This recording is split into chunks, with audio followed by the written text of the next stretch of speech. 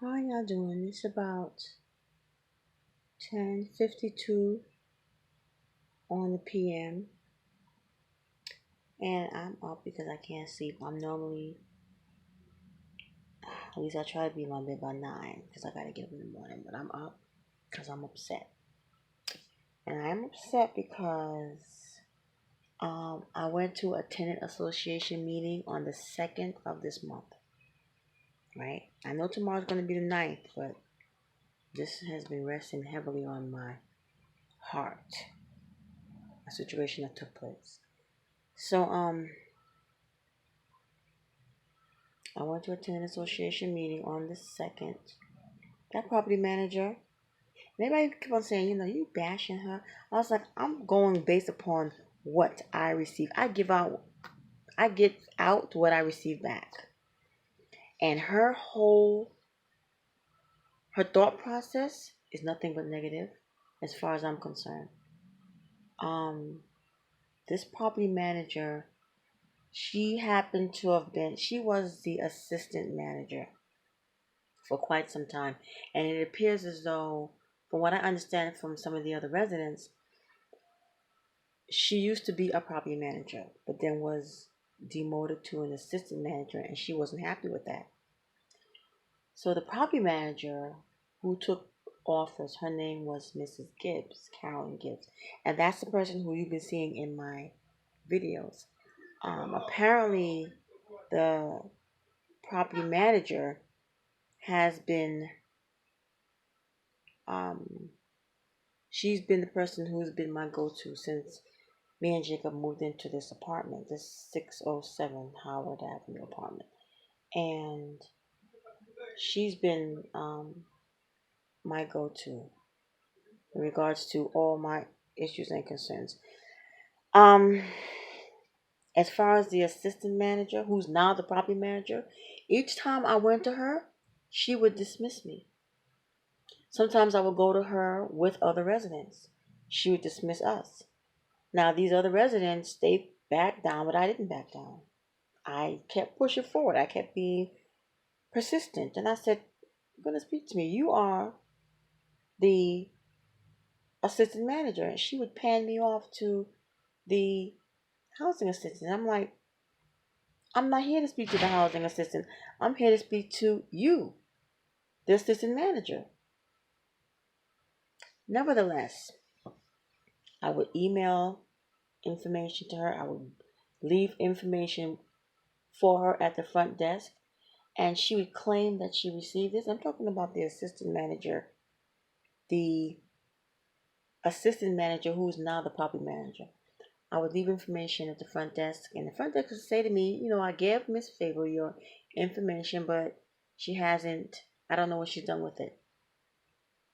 So I said, okay, I'm tired of this. I need to speak to the property manager, Mrs. Gibbs. Oh, Miss Gibbs is aware of the situation. I don't think so. I don't think she's aware of my situation. So I'd like to speak to her. So I was persistent and I stood my ground.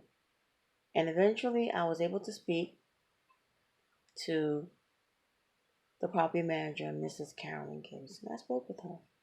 And I told her everything that happened. And I said to her, how is it that you received my information from the assistant manager? She said, wait, hold on. I never received anything from the assistant manager. As sure as there's a God, she said to me she never received anything from the assistant manager. As a matter of fact, she even called the assistant manager, aka Fable, into her office and said to her, Miss Collins claims that she's been submitting documentation and information regarding mold, mildew, and so forth, pertaining to her apartment and her son, and you told her that you submitted that information to me. She said, when did you submit it to me? Let me see this document when you submitted it to me. Do you have it by way of email? How did you submit it, Miss Collins? I said, I left documents with her.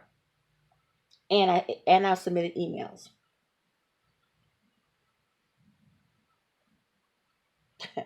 Yes.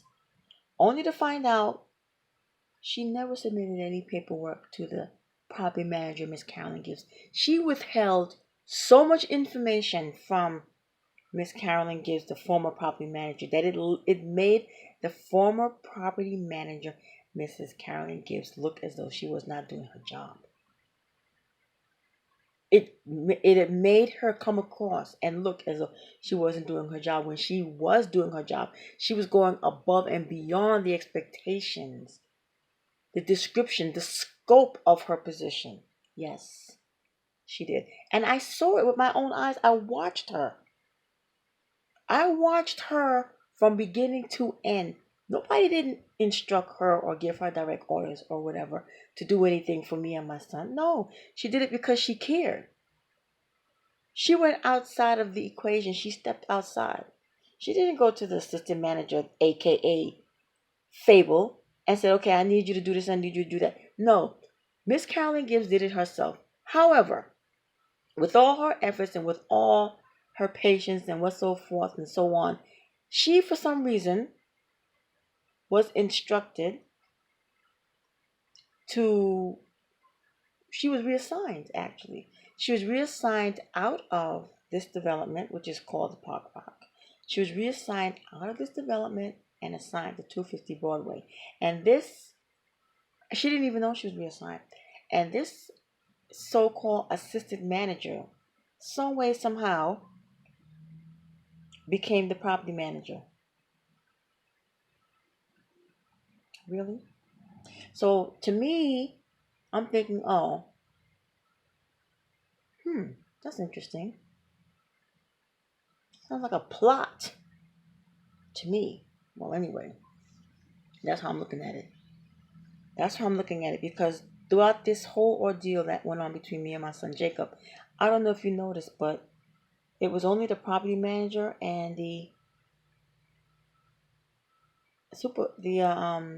superintendent, Mr. Ali, that came to my aid, that came to all of the residents' aids that I videoed. That assistant manager, Miss Fable, she was never there. She wasn't there. Should it have been the property manager, or should it have been the assistant manager who came out? And when all else fails, that's when you go to the property manager. Anyway,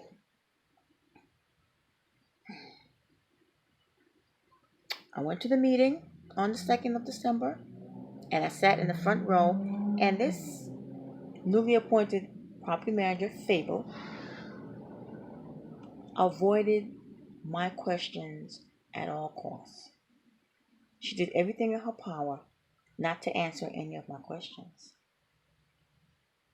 regarding the status of this apartment at this other building. She did everything. So at the end of the meeting, as I was getting ready to speak to her, I said, excuse me, Miss Fable, I have a question for you. One of the residents said, oh, Miss Collins, and she was talking to me. So as I answered her questions or whatever, and I turned to look for this Miss Fable, she was out the door, gone. Never once did she say to me during that meeting, Miss Collins, I know why you're here. Talk to me, call me in the morning, or come to my office in the morning, and we'll discuss your situation. But I totally know why you're here, and don't worry. We care, we know. I know your concerns. Don't worry. She never said that to me ever. Never. At all. Before she even left, when I said to her, Mrs. Fable, I need to speak to you, she could have said, Miss Collins, I'm sorry, I know you have to speak to me, but it's kind of late, and I just need to call me in the morning, or come to the office in the morning. What time do you get off from work? Whatever it takes me. All right, come straight in. Okay, I'll let them know that you're here to see me. I'll be here. Come straight in. No. So I went into her office on the 3rd, which is the next day.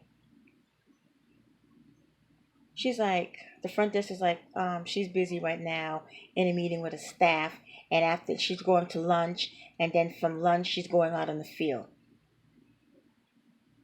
She told you to say that to me, front desk? Yes. Can I speak to the assistant manager? Now, there's a newly appointed assistant manager. Her name is Miss Dennis. She's just as forthcoming as Mrs. Carolyn Gibbs. So I sat with Miss Dennis, and Miss Dennis was like, I don't have no clue as far as what's going on. I've asked several times to be keyed in, to be looped in to what's going on, and I'm not being looped. So I was like, well, you don't know anything. She said, all I know is what was told to me by Miss Gibbs. Other than that, I don't know. I don't know what's going on. She asked for my folder. She saw it was a mess.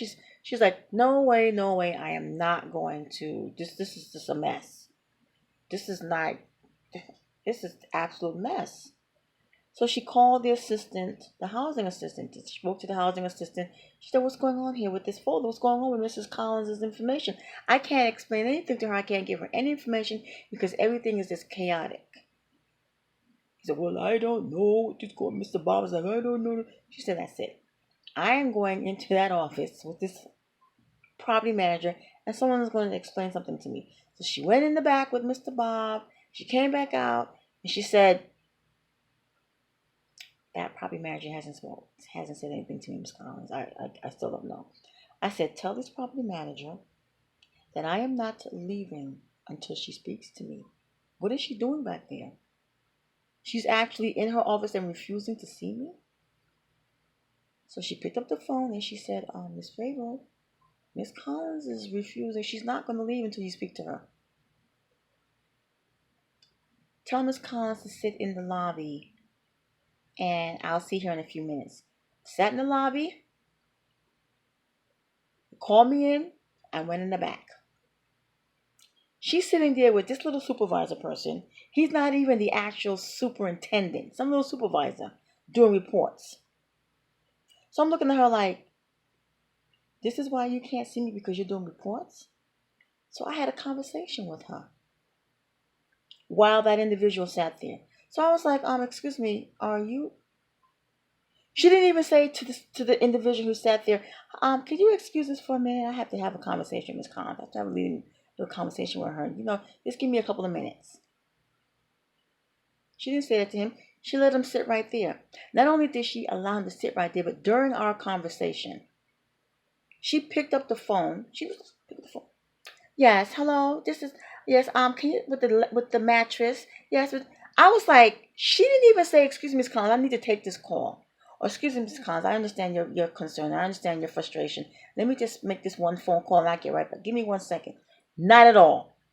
Not at all. She just picked up the phone. Blah, blah, blah, blah.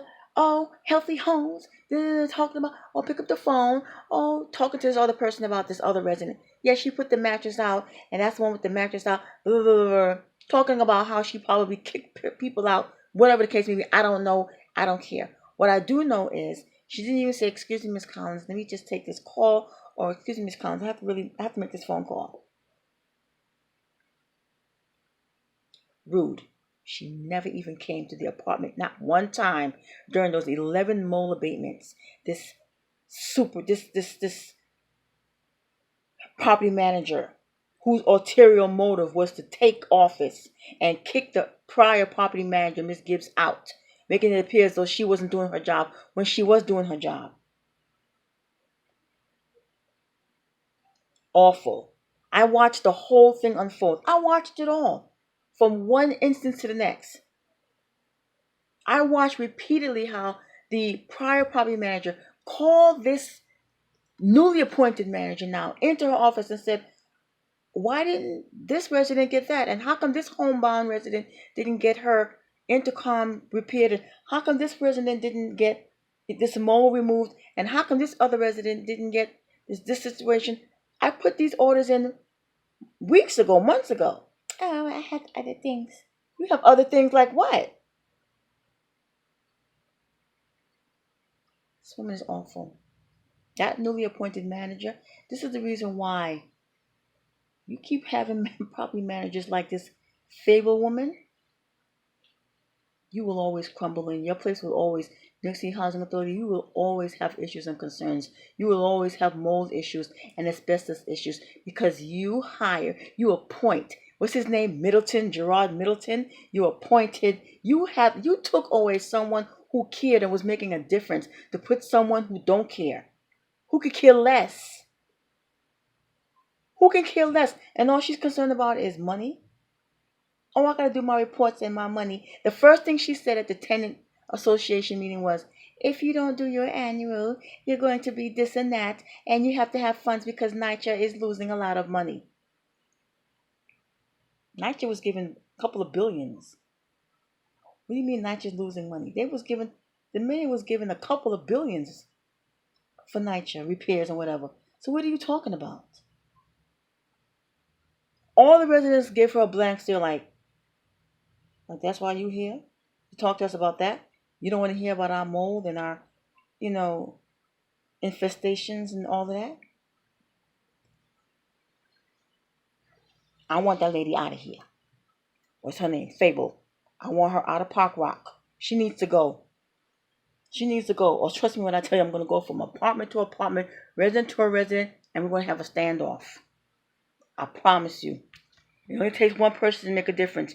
Just one. And that one person might just be me.